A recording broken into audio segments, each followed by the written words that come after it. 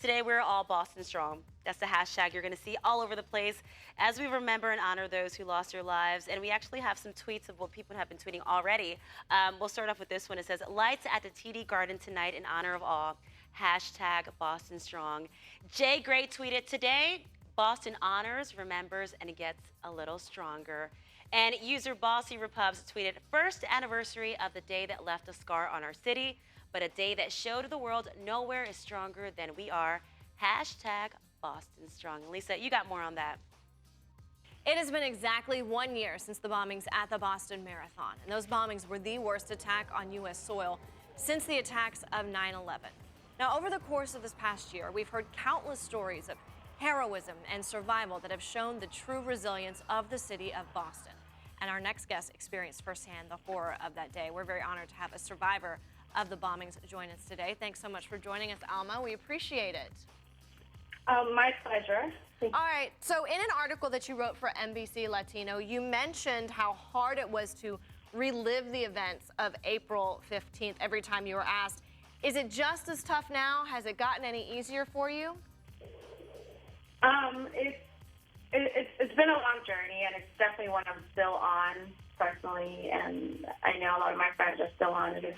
Everyone takes a different path to heal. People will always ask, but I feel that I've come to terms that this will always be with me. It's something that is giving me strength. It's opened new doors for me as well. So I personally have taken, I've done what I can to look at it in a positive way, but it's definitely hard. I've not even been to the area since. I do plan on visiting for the tribute, but it's not an easy journey at all. I can only imagine. Now, you were not running in the marathon that day. You were there as one of the bystanders. How close were you to where the explosions happened? I was with my group of friends by Marathon Sports, which was the first bomb site. Honestly, if you look at pictures, I'm blessed to be alive. What's the one thing that you want people to know that we don't see in articles or we don't hear in television news reports?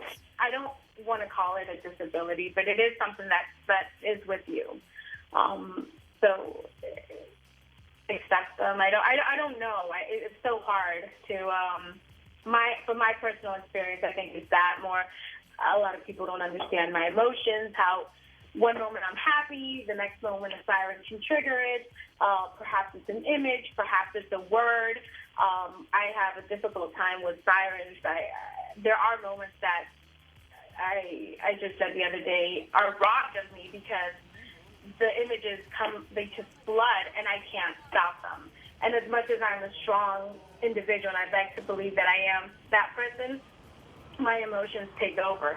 So it's more being able to understand your loved ones. I think that's all I can share. Yeah, well, Alma, thank you so much for sharing your experience. I know it's not easy, but we appreciate you